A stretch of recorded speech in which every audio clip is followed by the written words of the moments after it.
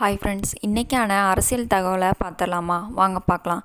சமீபத்தில் அரசியல் நகர்களின்படி சசிகலா தேசிய ஜனநாயக கூட்டணியில் இணைய விருப்பம் தெரிவித்துள்ளதாக தகவல்கள் வெளியாகிட்டுருங்க. இதை பற்றி உங்களுக்கு தெரியும் அப்படின்னா கமெண்ட் பாக்ஸில் கமெண்ட் பண்ணுங்கள்.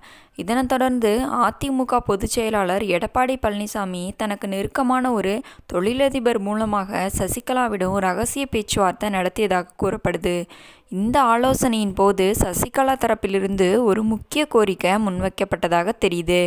குறிப்பாக தன்னுடன் இருக்கும் பள்ளிப்பட்டு நரசிம்மன் மற்றும் முன்னாள் அமைச்சர் ஆனந்தன் ஆகியோருக்கு வரவிருக்கும் தேர்தலில் இரட்டை இலை சின்னத்தில் போட்டியிட வாய்ப்பளிக்க வேணும் அப்படின்னு சசிகலா நிபந்தனை விதித்ததாக அரசியல் வட்டாரங்களில் பேசப்படுறாங்கங்க.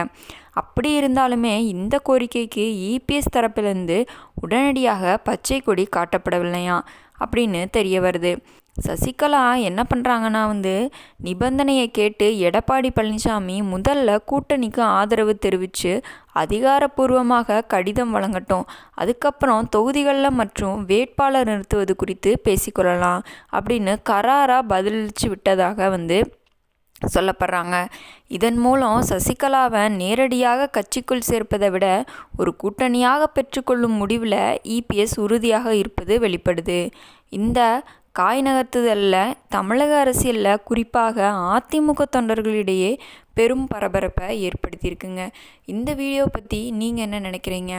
நம்ம சசிகலா அம்மா மறுபடியும் போய் எடப்பாடி ஐயா கிட்ட போய் கேட்டு அவங்க கூட சேர்ந்து கூட்டணி போட்டு தேர்தலில் ஜெயிக்க போகிறாங்களா, இல்லை இவங்க ரெண்டு பேருமே தனித்தனியாக ஒரு கட்சி ஆரம்பித்து தனியாக ஒரு கட்சி நிற்க போகிறாங்களா அப்படின்னு நம்ம பொறுத்திருந்து தான் பார்க்கணும் என்ன நடக்குதுன்னு சொல்லி. 2026 தேர்தலில் யார் ஜெயிப்பாங்கன்னு உங்களுக்கு தோணுதோ மறக்காமல் கமெண்ட் பண்ணுங்கள். நாளைக்கு பார்க்கலாம். Bye friends.